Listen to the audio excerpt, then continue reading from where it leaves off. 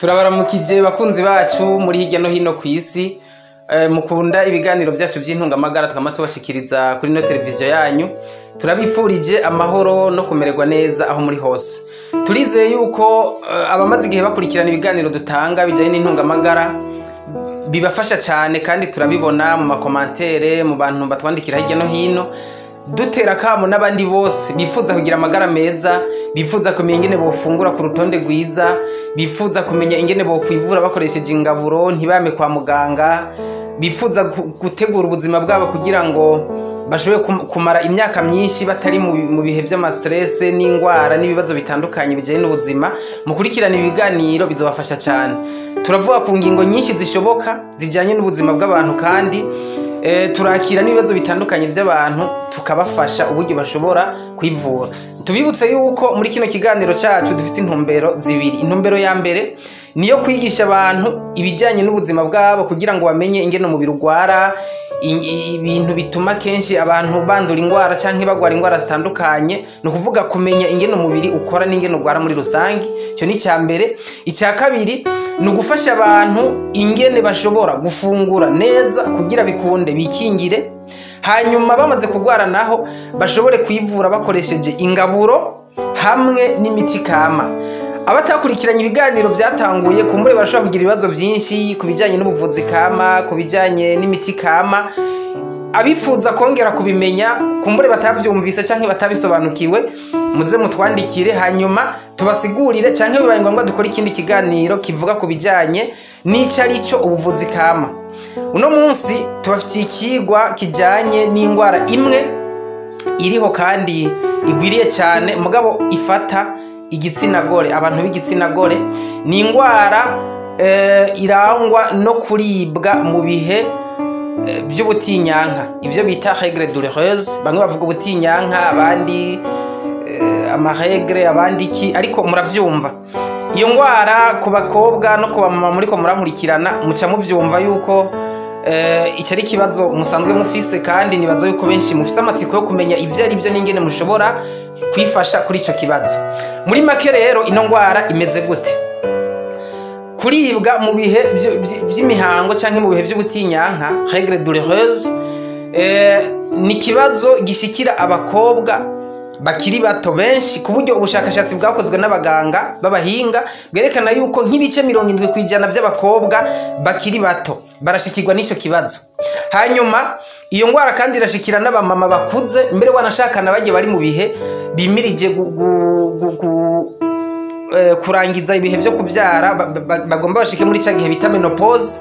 Nabone iyo ngwara nirabashikira, no kuva irashikira abakobwa bakiri bato igashikira n'abamama bakuze. Iyi ngwara rero iri mu buryo bubiri. Mu mvugo y'ikiganga bayita dysménorrhée.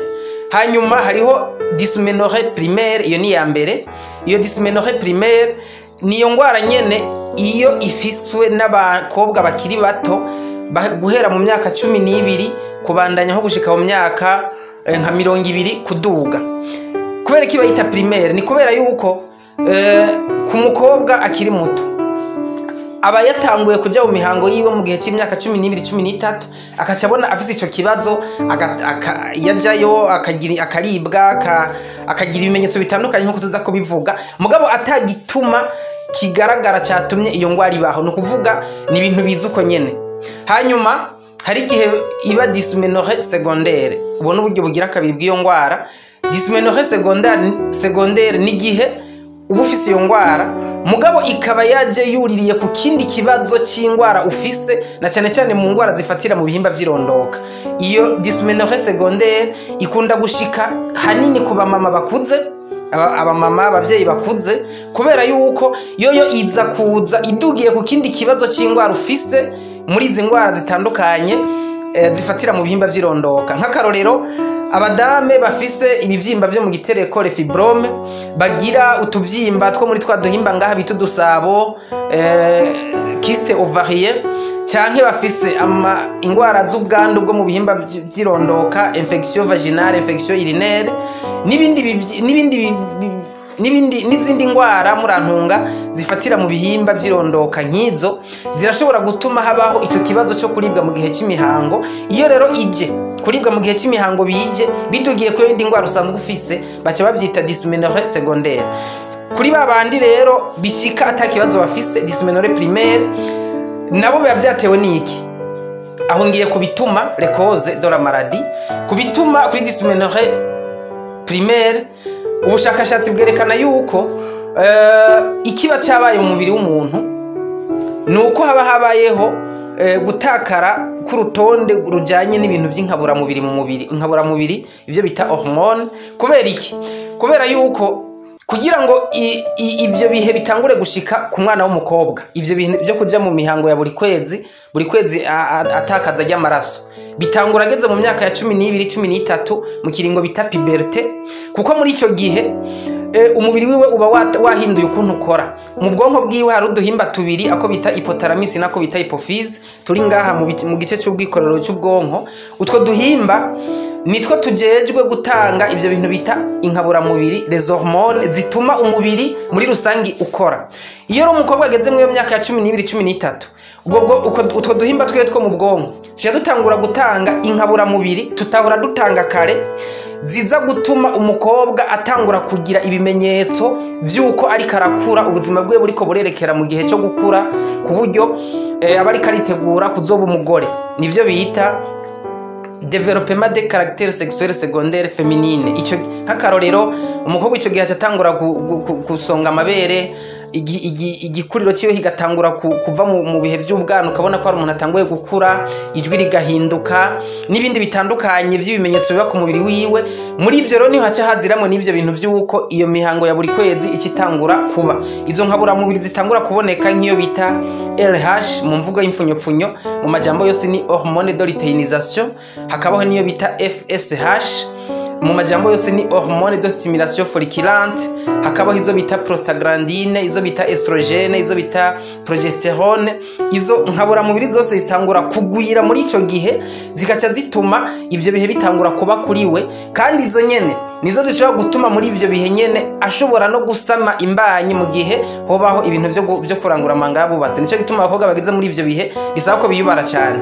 Rero iyo habaye ikibazo cyuko izo nkaburamubiri zituma ivyo bihe bibaho kuri we zitaboneka neza, byatewe n'impamvu runaka, kumbure ariko umubiri we usanzwe umeze, ari kibazo yakuye ku bavyeyi, ugasanga hariho amaserire canke uduhimbanyimangingo tw'ubwonko tutiyubatse neza, n'ibindi bitandukanye bishobora gushika, izo nkaburamubiri zikaboneka ku rutonde atari guyiza, kumbure ari zike canke umurengera canke mu buryo butameze neza. Hacabaho ico kibazo cyuko iyo agiye muri iyo mihango ya buri kwezi agira ivyo bibazo byo kuribwa n'ibindi bitandukanye. Iyo niyo mpamvu nyamukuru ibaho muri ico gihe cy'abantu bagira ivyo bihe byo kuribwa mugabo bakiri bato, dysménorrhée primaire. Kuri dysménorrhée secondaire nababwiye yuko biterwa n'ikindi kibazo ufise, ibivyimba, infection n'izindi ndwara zo mu bihimba by'irondoka nk'izo bita endometriose n'izindi. Muri ivyo bihe byose rero abo babiri bagira ibimenyetso bimwe bikurikira. Aho ngiye ku bimenyetso by'indwara. Icya mbere, habaho kuribwa cyane ngaha amaja hepfo aho bita mu kaziba kinda, douleur lombo-pelvienne. Hakabaho ibintu byo gucika umugongo cyane, umuntu akumva acitse umugongo cyane. Muri ico gihe ariko araribwa mu nda, gacika umugongo, acabura na position afata, ni handi usanga umuntu aguma aryama avyuka akaguma yembemba yabuze ukuntu amera. Abakobwa n'abamama muca mubibona iyo byabashikiye kiya gihe. Hanyuma hariho n'abagaremba bakagira ahantu badahwa, bakavomisa, bagatakaza akayabagu, bakameneka umutwe, bikaba ibibazo birebire cyane. Bose ntibagira ibibazo bimwe mugabo bose hanini ivyo nivyo bahurira ko byo kuribwa, gucika umugongo, kudahwa n'ibindi. Ariko hariho abakobwa n'abamama ivyo bibazo atavyo bafise, bobo bimereye neza mugabo ni bice bike kwijana, nk'ibice nka 20, mugabo abandi bashika nk'ibice 80 izo ngorane zirabashikira. Rero kwa muganga kenshi yugiye barabaha utunini two kukaruma canke kugabanya ububabare, ya miti yo mu bwoko bw'ama anti-inflammatoire zigabanya ububabare kugira ngo bikunde bigabanuke. Ivyo birabafasha bamwe, ariko kenshi urumva iyo miti ntiba ari yo kukuvura ngo bihere, iba ari yo kugira ngo mu mwanya vyagushikiye ububabare bugabanuke, ariko ni wasubirayo n'ubundi bizoba. Rero hari abantu iyo ngwara yamaze gusinzikaza, iyo yegereje mu ico gihe aba yumva yuko yinjiye mu gihe kibi cyane cy'umubabaro. Abo bantu twifuza kubafasha kugira bamenye yuko ivyo siko bitegereza kugenda ngo yamarika arababara buri kwezi. Oya, ni ingorane kandi irafise umuti. Mu bushakashatsi bumaze gukorwa n'abahinga mu bijyanye n'ingaburo, mu bijyanye n'ubuvuzi kama, barashize ahabona ibintu bishobora gufasha uwo mukobwa, uwo mumama afite icyo kibazo kandi kigahera neza. Impamvu bihera ni kubera yuko nkuko namaze kubibabwira, numva ni ikibazo gishingiye ku ikora ry'umubiri. Ntabwo ari ibintu by'ibyaduka bidasobanutse, ni ikibazo gishingiye ku ikora ry'umubiri, physiologie du corps. Birumvikana yuko rero no kugitorera umuti birashoboka ufatiye ku kuntu ushobora gutreta cyangwa gufata umubiri wawe. Ngiye rero ku bijyanye n'ubufasha twoha abantu bafise iyo ngorane traitement. Icyambere ni ukubanza nk'akarorero bambe nk'abo bafise iyo ngorane ya dysménorrhée secondaire, abo bafise iyo ngorane yatewe n'izindi ndwara bafise, bisaba kubanza kumenya icyo kibazo. Nyimbura umumama ugakunda kugira iyo ngorane, banza wipimishe urabe yuko udafise ikivyimba mu gitereko, urabe yuko udafise utuvyimba mu dusabo, urabe yuko udafise infection yoba yaragusinzikaje, kuko haro n'abayigwara ntibabimenye, na cyane cyane nk'abantu kumbure batagize amahirwe yo kwiga ngo bamenye ibintu bitandukanye ku mubiri w'umuntu. Arashobora no kugira iyo ngwara kibaza ngo nibisanzwe, akayitunguka kibaza ngo nibisanzwe ntabimenye. Banza ukurikirane uko utofise ingwara yindi iri kiratuma icyo kibazo kibaho. Hanyuma kuri abo bakiri bato bobo bize uko nyene atayindi ngwara biziyeko, bobo biroroshe. Umaze kwibona ivyo bimenyetso ukabona ukwezi kwa mbere birabaye, kwa kabiri, kwa gatatu, urumva yuko ufite icyo kibazo. Bisaba yuko wegera abahinga mu kuvura ingwara zifatira mu bihimba vy'irondoka, les gynécologues, kugira bagufashe. Jewe uno munsi ngiye kubaha ibijyanye n'ubufasha bushingiye ku ngaburo hamwe n'ubuvuzi kama, ibintu kama bishobora gufasha uwo muntu.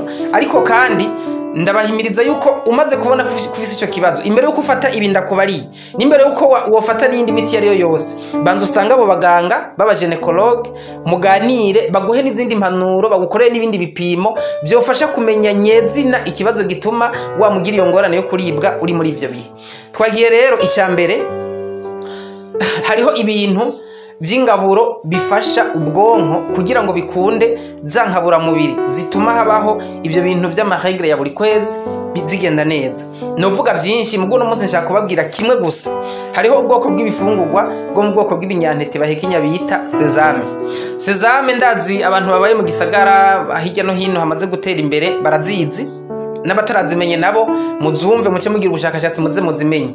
Sesame ni ubwoko bw'intete nkuko muzibona ku ifoto, zihekenywa kujya kubiyoba zikaranze canke ziteguye no mu bundi buryo. Izo ntete rero, izi ntete ziratunze ibintu byinshi by'agaciro bifasha umubiri. Ariko kimwe mu bintu zifasha gusumba ibindi no gufasha ibijyanye n'ikora ry'ubwonko kugira ngo bikunde bya bintu bijyanye n'inkabura mubiri y'ama hormone atandukanye ashobore kuboneka ku rugero rwiza, hanyuma aca atuma ikora ry'umubiri rigenda neza. Sesame rero ni kimwe mu ngaburo zofasha wa mama we wa mukobwa ufise iyo ngorane. Mu gihe umaze kubona ufise iyo ngorane, turondera sesame, uzirondere ugure izikaranze canke nutaronka izikaranze ku isoko, uzigure uzikarangire. Uburyo bwo kuzitegura tuzobugarukako, canke urashobora kutwandikira muri commentaire tukabikubarira, kubera muri uyu mwanya byo twara umwanya munini. Hanyuma umaze kuzironka zikaranze, umaze gukura urenze imyaka 12 15, hekenya mu gitondo ibiyiko 3 by'izo sesame, saa sita uhekenya ibindi 3, ku mugoroba uhekenya ibindi biyiko 3. Mbere nko kubakuze bobo bamaze kurenza imyaka 15 kuduga, naho wekenya 4 mu gitondo, 4 saa sita, 4 ku mugoroba, ni sawa. Izo sesame rero uce uzigira ingaburo yawe, wamurafungura n'imiburiburi uzifungure ukwezi kose udasiba, misi yose uhekenya ibyo biko bya sesame. Ziraryoshe cyane, zimeze nk'ibiyoba, ahubwo uhava usanga wariye nyinshi. Uriye nyinshi si bibi, ariko sinavyiza kuko tout excès est mauvais, niko abahinga bavuze. Hekenya ibyo biko 3 canke 4 mu gitondo saa sita, ku mugoroba ubigire nk'ukwezi kose. Hanyuma izo sesame urashobora kuzivanga n'ubuki, urashobora kuzihekenya gutyo nta kibazo. Ku bantu batoroherwa no guhekenya ibintu by'intete, hari ubundi buryo kuzihereza, cyuzivanga n'ingano, uzivange na soya, ibyo bibiri, soya n'ingano, ariko sesame zibe nyinshi. Hanyuma uce ugenda ubisyeshe ku mashini sya amafu baguhe ifu y'ubuyi. Iyo fu y'ubuyi ucuzura yihereza mu gitondo umwe nk'igikombe, ku mugoroba umwe ikindi, uba uri kurihereza ya sezame yawe itakugoye guhekenya, kuko hari abantu nk'abamama bakuze ibyo guhekenya bumva umengo si sawa. Icyo ni cya mbere, sezame zikaranze zo guhekenya canke uzihereje mu buyi. Icya kabiri, hariho ibintu bita argile verte, mu kirundi twovyita ibumba ry'urwatsi rutoto. Iyo argile verte, ibumba ry'urwatsi rutoto, naryo ni ryiza cyane, ni umuti uvura indwara nyinshi gose. Tutogaruka ku muno mwanya, uno munsi gusa turiko turavuga ku ikibazo cya dysmenorrhée. Fata iyo argile, iryo bumba ryawe, hanyuma ku mugoroba ufate ibiyiko bibiri byuzuye neza, ubidahe, hanyuma ushire mu kirahure cy'amazi, kiya kirahure kinini nka bimwe banywesha amata canke zirya tase banywesha icyayi. Ntushire muri plastique canke mu gikombe cy'icuma, shira mu gikombe cy'ibumba kimeneka, ari kirahure canke ari tase. Hanyuma ivyo biyiko bibiri ushire mu iyo tase yawe canke kirahure byuzuye amazi, ucupfundikira. Mu gitondo usanga iri bumba ryimiminuye, utuntu tw'uturekurwa turi hasi, amazi nayo y'umusarara ari hejuru. Uce unywa ayo mazi kubera aba yamaze gukuramo ibintu by'ibyunyunyu n'ibindi byose bivura umubiri wawe ukeneye. Kwihereza iryo bumba mu gitondo, ukanywa iryo warayuteguye, hanyuma mu icyo gitondo ukaca utegura irindi uza kunywa ku mugoroba, ukabigira gutyo ubigire nk'ikiringo c'indwi zitatu wikurikiranye, kuko naryo ni nk'amazi, nta ngorane, ntiribishe, nta kibazo rigutera, ni byiza cyane. Naryo rirafise uburyo rifasha cyane mu gutuma ibijyanye n'imihango bigenda neza, ibijyanye n'inyama z'igitereko bimera neza, ku buryo bitaza kugorana mu gihe cy'imihango cyangwa mu gihe cyo gutwara inda, kuko rirafasha no ku bantu bibungenze. Naryo ni kimwe mu ngaburo zo gufasha cyane. Ihigira gatatu, hariho ubwoko bw'ibyayi biva mu byatsi cyangwa mu bimera bikorwa mu icyayi naturel, icyayi kama, bifasha cyane. Byinshi murabizi, murazi nk'ibyo bita icyayi citronelle, murazi ibyo bita thé vert, murazi ibyo bita romarin, murazi ibyo bita thym n'ibindi bitandukanye. Abantu mumaze igihe mukurikirana ibintu bijyanye n'ingaburo kama, ibyo murabizi. Ku batabizi murumva muracyafise igikorwa cyo kubimenya kugira ngo namwe mutangure kwihereza izi ngaburo kama. Hanyuma ibyo byayi rero biva muri ibyo bintu birafise uburyo bifasha cyane umubiri mu bijyanye na bya bintu bijyanye n'inkaburamubiri. Birafise ubwoko bw'amavuta bita huile essentielle, afasha cyane mu gutuma inkaburamubiri zigenda neza mu mubiri. Hanyuma ibijyanye n'ibihimba by'irondoka nk'udusabo ku bakenyezi, igitereko n'ibindi bikora neza, ku buryo muri ibyo bihe by'imihango, muri ibyo bihe byo gutwara inda no mu bindi bihe bidasanzwe bibaho mu buzima bw'umukobwa cyangwa bw'umugore bigenda neza cyane. Muri ibyo worondera nka bitatu kumbure bifasha gusumba ibindi. Icya mbere worondera icyo bita romare. Romare abatayizi ni muyirabe ngiyi. Hanyuma kenshi iboneka ari uduti nk'uko nyene canke ari ifu iteguye imeze nk'amayani. Byiza wogura ifu, niho sawa, niho ikorohera gufata. Icya kabiri wocurondera icyo bita soje. Soje ntimenyerewe cyane mugo iraboneka, abashaka kuyironka mwotubaza tukababwira ingene mushaka kuyironka. Nayo nagafu kameze nk'uko nyene mubona, gafasha ku bintu byinshi mu mubiri banywa nk'icyayi. Ni ukuvuga romare hamwe na soje. Muri icyo gihe wocurondera n'ibyo bita ortie grande, ni mu gifaransa, mu kirundi bacita igisuru. Igisuru abantu benshi barakimenyereye kuko kiravura indwara nyinshi, benshi ndazi yuko mucihereza, abataracihereza mukimenye yuko ari umuti ukomeye. Uronse ibyo bitatu, ukaronka igisuru, ortie grande, ukaronka n'iki bita soje, ukaronka na romare, ibyo bitatu. Kumbura ufise na time urashobora gushiramwo mugo ivyo bitatu nivyo wokwitwareka gusumba ibindi. Aya mafu yavyo ucuvanga ugakora agacayi, amayani yavyo, hanyuma ugashira ngaho, kazurihereza icyayi cyavyo, ugafata nk'akayiko gatoya ugashira muri tase mu gitondo hamwe no ku mugoroba, ukazurinywera ico cyayi cy'ivyo bintu. Ico cyayi kigufasha ibintu byinshi cyane, kandi ni n'umuti, ni ngaburo muti ku ngwara nyinshi, nino ngwara turiko turigo no munsi irimo. Muri ibi byatsi bikorwa mu icyayi bivura, hariho ikindi kimwe nshaka kubabwira cyo kidasanzwe, kiri special, nico bita poivre d'eau. Ino poivre d'eau ni plante medicinale, igiterwa kivura mu buryo budasanzwe. Abatakizi ni mukirabe ku ifoto, kiba ahantu hatandukanye mugo henshi usanga hameze nko mu myonga n'ahandi ariko kandi uno munsi abantu badandaza ingaburo kama barafise ifu yacu iteguye neza haba mu bihugu bitandukanye byo kwisi n'abantu bari mu bihugu by'Iburaya vya Amerika ushaka kuyigura online urandika hanyuma bakakwereka nyene woyironka ikagushikira hari gihe usanga ari ifu hari gihe usanga ari utunini capsule canke mu bundi buryo bwose bayiteguramo ino rero uyironse irakora cyane gusumba n'ivyo bindi byose nababwiye wocuza urayihereza nk'icaye kujya nyene akayiko mu gikombe muri tase y'amazi ashushe mu gitondo ku mugoroba ukabikora nk'indwi zibiri zitatu gushika ku kwezi uko nawe bifata igihe kinini ntangaruka ivyo ndababwiye byose ibi byose ndaberetse ni ingaburo zifasha kwiyo ngwara kandi wabifashe neza muri ico kiringo ndiko ndababwira kiri hagati y'indwi zibiri n'ukwezi ni wasubirayo mu kundi kwezi muri ivyo bihe by'imihango uzosanga atakibazo bimwe byo kuribwa byaraheze umare iminsi 2-3 nkuko bisanzwe byabaye birebire 4 kandi bice bibandanye bimeze neza mbere biratuma nabajya abantu bafise cycle iri irrégulier amatarika hindagurika iyo bafashe izo ngaburo neza bishobora kujya ku rutondo ugasanga warabaye umurégulier ufise amatariki adahinduka agoma ari yayandi ivyo navyo bice bigufasha ku bintu byinshi cyane gushika igihe uzosazira rero bakobwa bamama mufise iyo ngorane kurikirana kino kiganiro bazi ibibazo mufise byose hanyuma tubishure hanyuma mumererwe neza musezera ibyo bihe byo kuribwa no kwama murababara buri kwezi murakoze cyane kuba mwadukurikiranye murakoze kandi kuba mubandanya kwitaho ibiganiro byacu natwe turi kumwe namwe kandi tuzobandanya kubafasha kuri byinshi bishoboka kugira ngo mugire amagara meza.